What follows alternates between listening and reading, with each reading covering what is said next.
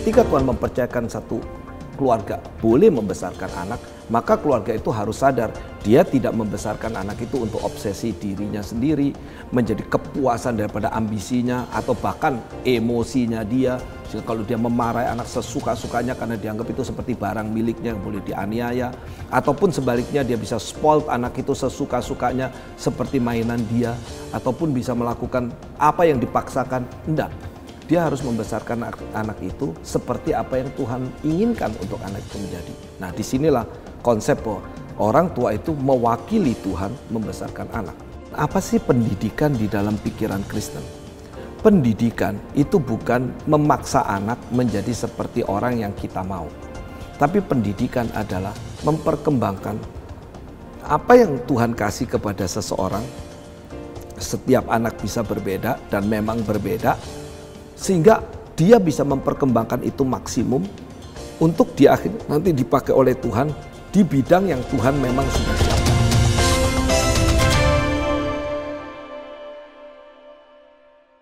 Ada yang mengatakan bahwa segala sesuatu ada sekolahnya kecuali juga menjadi seorang tua.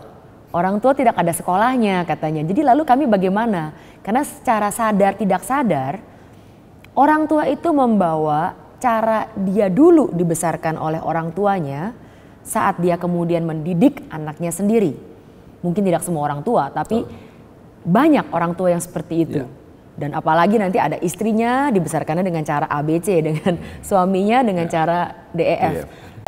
Lalu bagaimana dalam hal ini Pak Cipto menanggapi kalau ada orang yang berpikir gimana ya kalau keluarga saya seperti itu? Setuju. Saya juga sempat terenyuh ketika saya sedang memimpin kelas pranikah, kemudian ada seorang bapak yang bertanya, iya ya, untuk saya kerja di kantor ada sekolahnya, mau bangun keluarga kok susah sekali. Apalagi buat laki masuk ke profesi ada masih perlengkapannya. Buat seorang ibu masuk menjadi ibu rumah tangga kok nggak ada sekolahnya. Ya, itu fakta kita hadapi. Ya, jadi memang sekolah itu cuma hanya mempersiapkan manusia untuk bisa menghasilkan uang. Karena dunia kita materialis sekali. Jadi seluruh ide sekolah adalah untuk profesi. Even sekolah sekarang hanya mengisi kemampuan supaya kita bisa berprofesi, bukan berkarakter. Maka tidak salah kalau Dr. Nicholas Wolterstorff harus menegakkan satu konsep kembali. Education for life, gitu ya. Kita mendidik, itu konsep pedagogi. Bukan untuk isi otak, bukan untuk mengisi keterampilan, tapi membentuk kehidupan. Nah, cuman sekalipun ide itu bukan ide baru, tetapi prakteknya justru hampir nggak ada sekarang. Ya ini kita nggak bisa merubah semua sekolah untuk kemudian berubah dan mengerti hal itu, karena dunia kita memang tidak mau mengerti, dan itu efeknya seluruh dunia tidak terkecuali semua persentasi kerusakan keluarga semakin hari semakin besar. Maka tidak ada cara kecuali itu kembali menjadi tugas gereja.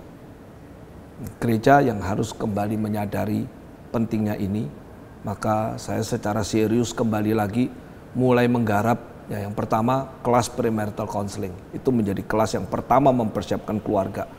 Yang banyak gereja tidak peduli dan biasanya mau menikah ya pokoknya asal menikah, mungkin ketemu sekali kenalan sama pendetanya lalu langsung dinikahkan. Lalu ketika ada masalah datang ke Pak Pendeta, saya beberapa kali harus konseling satu keluarga yang bukan jemaat kami. Lalu waktu saya bilang, kenapa you tidak kembali ke gerejamu? Bicaralah sama hamba Tuhan, sama gembala sidangmu. Mereka bilang, sudah Pak, ketika kami bicara jawabannya cuma satu, ya berdoa aja. Artinya pendetanya nggak mau tahu dan cuma ya sudah berdoa aja, biar Tuhan aturlah begitu. Kenapa? Karena saat itu terjadi sebetulnya itu terjadi karena ketidaksiapan mereka. Dan tidak ada persiapan yang diberikan untuk keluarga itu. Lalu setelah mereka membentuk keluarga, tidak ada persiapan juga bagaimana mendidik anak. Kalau mereka punya anak, mereka hamil, mereka mempersiapkan anak. Bagaimana mempersiapkan anak? Ini semua menjadi tugas gereja. Lalu bagaimana menyekolahkan anak? Ya, saya mencoba untuk mengisi itu dengan memberikan seminar, ya 1 tahun 1 topik, 1 tahun 1 topik untuk memberikan, ya sempat pada awal itu 1 tahun 2 kali. Terus kemudian menjadi 1 tahun 1 kali karena kesibukan. Untuk mencoba untuk mengisi 1 poin demi 1 poin yang mungkin menjadi kebutuhan yang begitu urgen pada saat ini bagi ya gereja, bagi orang-orang Kristen. Kenapa? Karena kalau di luar Kristen tentu konsepnya berbeda. Tapi kalau kita mau kembali ke Alkitab, kita harus kembali menurut apa yang Alkitab inginkan. Secara faktual di dunia banyak model. Mungkin somehow orang bisa mengatakan ya it's good, oke, nggak masalah. Tapi apa yang kelihatan baik dan kelihatan nggak masalah, bukan berarti itu semua bisa jadi. Saya mengatakan ada papa mamanya bajingan kelas berat, anaknya bisa baiknya luar biasa.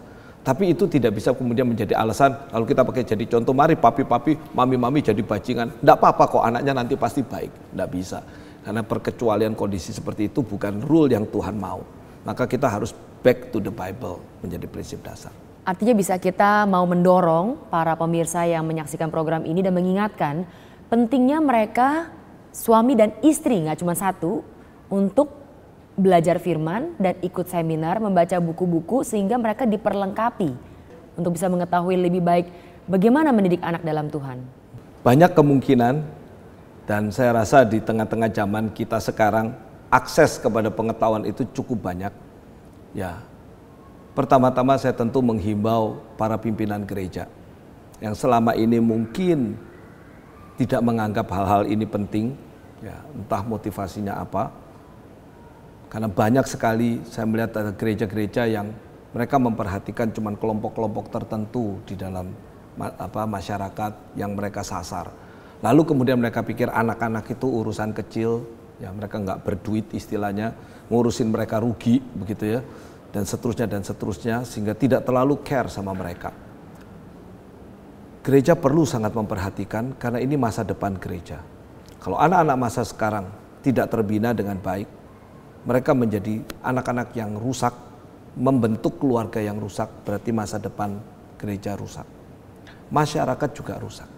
Jadi masa depan gereja, masa depan masyarakat sangat bergantung kepada mereka yang sekarang baru umur mungkin 3 tahun, mungkin 5 tahun, mungkin 10 tahun. Inilah yang akan membangun generasi kita di depan. Tadi Ibu juga mengatakan, saya rasa satu konsep yang penting, yaitu kita harus menyadari bahwa tugas mendidik anak bukan tugas cuma ibu. Banyak keluarga yang mengatakan, oh ini tugas mami, begitu ya. Papi tidak ikut-ikut, papi cari uang, mami yang besarin anak. Saya rasa Alkitab mengatakan tidak. Dari sejak pertama, bahkan dari perjanjian lama, Tuhan justru memberikan tugas kepada para ayah untuk mendidik anak-anak. Kenapa? Karena ayah adalah figur kepala yang memberikan otorisasi. Mama adalah figur yang merangkul, memberikan cinta kasih. Itu menjadi keseimbangan di dalam pendidikan. Sehingga anak akan melihat bagaimana kompaknya papa dan mama mendidik anak. Dari segi otorisasi, dari segi otoritas, dari segi prinsip rasional, dan dari segi emosi, cinta kasih, dan begitu perhatian, itu menjadi gabungan yang menjadi keutuhan bagi pendidikan anak. Jadi anak tidak melihat satu sisi tapi mendapatkan satu gabungan. Nah kalau orang tua, ayah dan ibu tidak kompak, maka anak akan rusak. Nah, mereka akan mempermainkan antara ayah dan ibu. Kalau orang tua atau ayah tidak mau tahu dengan pendidikan, anak akan kehilangan figur kepala. Dan ini akan sangat bermasalah. Ya, jadi anak-anak yang laki-laki akan menjadi seperti keperempuan-perempuanan, lalu yang perempuan justru menjadi maco-maco begitu. Karena mereka kehilangan figur di mana sebetulnya yang harusnya mereka ikuti. Nah, hal seperti ini perlu kita belajar. Dan ya, Pendeta Stephen Tong sudah menulis satu buku yang meskipun tidak terlalu tebal tetapi isinya begitu baik, dan dengan tidak tebal tentu ibu-ibu dan bapak-bapak tentu tidak terlalu susah untuk membaca. Judulnya dengan jelas, Membesarkan Anak di Dalam Tuhan. So, ya itu satu akses yang bisa diambil, bacalah gitu. Dan lalu gereja-gereja mulai memperhatikan premarital counseling class itu diperhatikan, diperlengkapi. Tema-tema penting bukan hanya tentang relasi suami istri tapi juga bagaimana orang tua anak. Tentu itu menjadi bagian. Dan saya tentu berharap sekolah-sekolah Kristen juga tidak cuma mengurus anak, tetapi juga melibatkan orang tua di dalam pendidikan. Karena pendidikan tidak bisa lepas antara orang tua anak dengan si anak sendiri. Ini mungkin beberapa aspek yang mungkin bisa ditambahkan. Di zaman sekarang dengan sibuknya semua keluarga, baik ayah sibuk dengan bekerja dan mencari nafkah, dalam hal ini bilanglah ibunya itu yang menjaga dan mengurus rumah tangga. Ayah yang sibuk dan waktu begitu sedikit, kadang-kadang bisa mengatakan yang penting kan quality time. Padahal mungkin itu hanya 10 menit bersama dengan anak pada malam-malam sebelum tidur. Nah, dalam hal ini ada nggak saran yang bisa Pak Acip sampaikan kepada keluarga-keluarga yang menyaksikan program ini dalam menjalankan peran mereka sebagai ayah dan ibu, dan bagaimana pentingnya peran ayah yang terlibat dalam kehidupan anak sehari-hari, bahwa quality itu apakah cukup seperti itu, apakah cukup ataukah harus juga quantity atau bagaimana? Ya, secara prinsip tentu Alkitab menyatakan bahwa ayah itu bertugas profesional keluar, gitu ya. Jadi ayah memang tidak berada di rumah secara lebih penuh seperti seorang ibu, kan ibu memang diciptakan oleh Tuhan untuk menjadi manajer rumah tangga sehingga dia mengelola semua aspek rumah tangga. Nah, karena dia mengelola seluruh aspek rumah tangga, tentu waktu dia di rumah tentu lebih banyak. Ayah yang mesti outreach, dia mencari nafkah dan dia menjadi berkat buat orang di luar, menghasilkan sesuatu karya dan sebagainya, tentu waktu dia di luar lebih banyak. Tapi Alkitab juga tidak meninggalkan kemudian memberikan excuse bahwa seorang ayah karena punya tugas di luar, so you tak punya tugas untuk mengurus atau membangun keluarga. Membangun keluarga itu tugas sebetulnya dari seorang ayah. Ayah itu adalah kepala di dalam rumah tangganya. Nah, saya sih setuju dengan quality time tadi. Begitu, kita tidak menguber jumlah kuantitas. Lalu kalau ibu sekian jam maka ayah juga harus sekian jam, jelas nggak mungkin. Waktu yang ada tentu tidak bisa sebegitu banyak. Cuma tentu banyak hal kita bisa kerjakan meskipun waktu tidak terlalu banyak. Di dalam waktu yang sedikit, apa yang kita bisa tanamkan kepada anak? Yaitu hal yang penting sekali. Bagaimana menanamkan kualitas, menanamkan otoritas, menanamkan ordo, dan yang paling membangun spiritualitas kepada anak. Karena pembangunan spiritualitas seharusnya dari ayah. Alkitab memberikan itu dari mulai PL sampai PB. Di Ulangan dan juga di kitab Efesus jelas. Ya, jadi bagaimana orang tua itu membangun, ayah itu membangun kualitas rohani. Lalu kedua, seberapa sih orang tua atau ayah itu sendiri, sekalipun dia berada di luar, dia bisa connect dengan anaknya. Saya sempat terkesan sekali ketika saya berada sepesawat dengan Pendeta Stephen Tong. Pendeta Stephen Tong, kami sedang dalam perjalanan, saya lupa dari mana ke mana, kira-kira mungkin sekitar 2 jam flight dari luar negeri kembali. Ternyata di dalam perjalanan itu, beliau sempat membeli beberapa buku-buku bekas, ya, beli buku bekas di Loak tentang mobil, majalah. Lalu kemudian ketika ada di pesawat dan pesawat sudah mulai terbang, dia mulai ambil gunting, lalu kemudian mulai menggunting. Waktu itu masih cukup lama, belum ada larangan bawa gunting di dalam pesawat. Lalu dia mulai guntingin satu-satu mobil yang ada di dalam majalah itu. Yang majalah itu diguntingin sampai di dalam mobil, lalu sama dia disusun di sebuah kertas. Lalu kemudian saya tanya, lu buat apa? Dia mengatakan, besok David ulang tahun. Jadi di dalam perjalanan itu, dia mengingat bahwa besok anaknya ulang tahun. Pendeta, dia tidak menyiapkan barang yang mahal seperti banyak orang tua yang sibuk dengan segala hadiah yang berjuta-juta. Ini dari majalah bekas yang kemudian digunting, tapi itu karya sang ayah yang dibuat khusus untuk anaknya yang berulang tahun. Saya yakin seorang anak yang terima hadiah dari papanya, dia merasa itu spesial. Dan mungkin bukan pakai waktu yang sedemikian banyak. Dia pakai waktu senjang di antara perjalanan pesawat. Tapi itu sebuah penghargaan yang begitu luar biasa. Nah, berapa banyak orang tua ayah yang mikir seperti itu. So easy kita pergi ke Sogo lalu beliin mobil satu lalu kasih sama anaknya. Uang banyak, cukup. Tapi penghargaan mungkin enggak. Lalu tidak ada nilai sesuatu yang menunjukkan bagaimana si ayah itu perhatian kepada anaknya. Nah, banyak aspek seperti ini yang saya sebut sebagai quality time. Jadi kita bukan menguber berapa panjangnya waktu yang kita bisa berikan pada anak kita. Tapi kualitas apa yang kita bisa berikan sampai anak itu bisa betul-betul dekat dengan kita sambil, kalau pendeta Tuhan mengatakan, takut sama kita tapi ingin dekat dengan kita. Dia tahu papanya begitu berdaulat, punya satu wibawa. Tetapi dia bukan takut lalu lari dari orang tua, dari papanya. Tapi dia justru pengen dekat. Kenapa? Karena papanya sayang dia. Nah, ini merupakan satu hal yang saya rasa penting untuk kita coba lihat panggilan seorang ayah di dalam mendidik anak.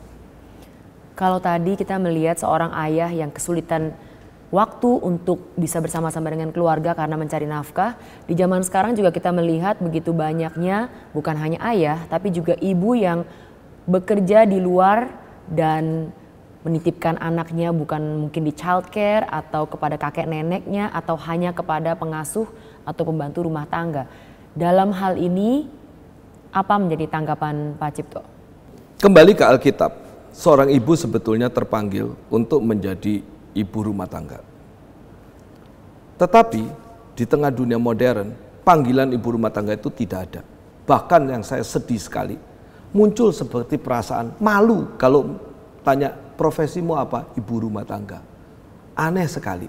Padahal itulah keistimewaan seorang ibu. Malu kalau dikatakan saya melahirkan anak. Tapi seorang wanita bisa bangga kalau dia jadi CEO perusahaan. Saya rasa itu something wrong. Tetapi di lain pihak juga kita menyadari tantangan di dunia modern cukup berat. Banyak keluarga yang bukan kepingin istrinya kerja atau ibunya kerja, tetapi kondisi keuangan begitu sempit. Ya, situasi dunia kita begitu berat, banyak orang yang harus survive, tidak bisa dengan single income, butuh double income. Ya, saya bisa mengerti hal-hal seperti itu. Ya, jadi ada ibu-ibu yang terpaksa bekerja bukan karena dia kepingin bekerja. Maka pertanyaan pertama adalah apa yang dia bisa coba canangkan supaya tugas utamanya tidak hilang. Maka di dalam bagian ini saya selalu mengatakan, ayo kalau seorang istri ikut membantu suami di dalam mencari nafkah, tolong suami juga consider itu, membantu tugas istri di dalam rumah tangga. Daripada si istri pulang sibuk dengan segala macam cuci baju, cuci preparing, masak, yang membuat akhirnya anaknya tidak terhandle, tidak terkontrol. Bolehkah waktu itu dibagi?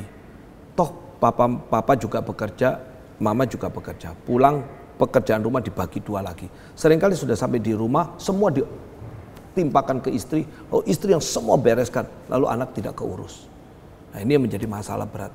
Coba mari papa bantu cuci pakaian, istri cuci, sehingga dua-dua punya waktu lagi untuk anak. Itu hal yang saya rasa penting. Nah, itu muncul jika kedua orang tua sadar sebetulnya ini kondisi tidak baik. Artinya mereka terpaksa lakukan itu bukan karena mereka ingin, tetapi karena ini kondisi di mana keadaan ekonomi keluarga belum bisa survive, sehingga mereka harus lakukan.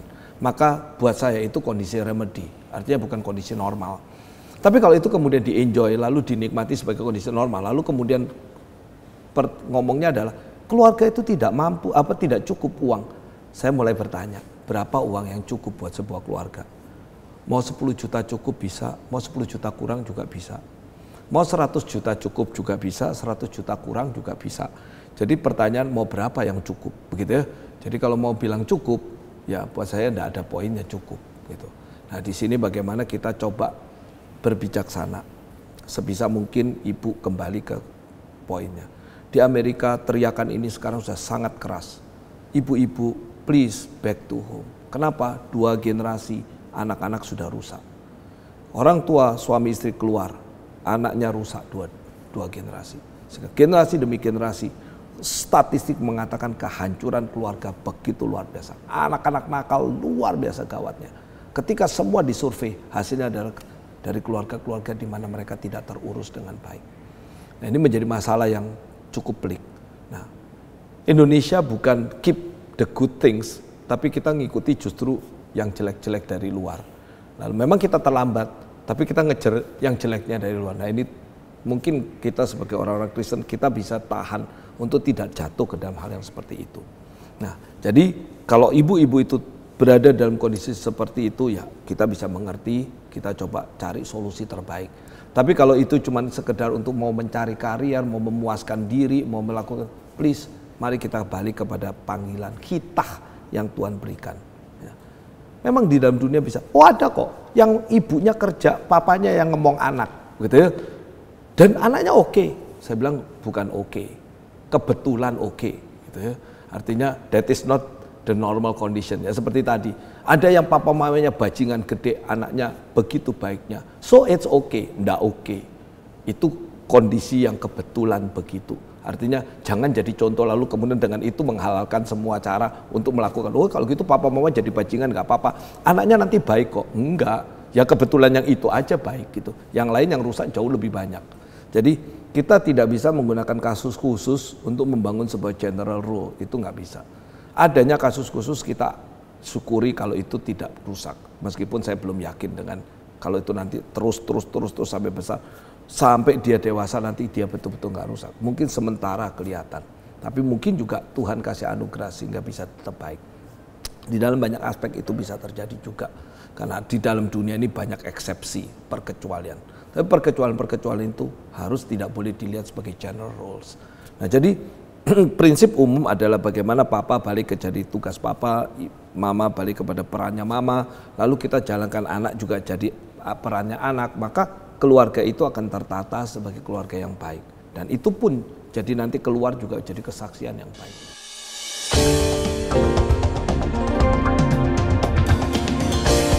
Saya selalu mengatakan hati-hati.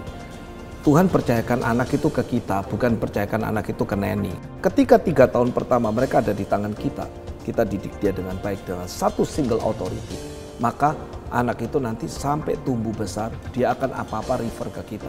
Kita menjadi authority yang tempat dia bernaung, tempat dia mendapatkan referensi, tempat dia mendapatkan jawaban dan seterusnya. Dan itu menjadikan kita dengan lebih mudah nanti untuk menghandle dan menjadi teman dia ketika dia remaja. Karena di saat dia remaja kita nggak bisa perlakukan dia seperti anak 3 tahun lagi. 0 sampai 3, anak tidak berbuat sesuatu. Tapi anak sedang menyerap sebesar-besarnya. Semua pendidik tahu 0 sampai 3 itu anak seperti spons. Apa aja dikasih diserap sama dia. Apa aja dilihat dimakan sama dia. Jadi ketika kita melihat seperti itu, kita seharusnya jauh lebih hati-hati. Karena dia bukan acting, tapi dia sedang absorb.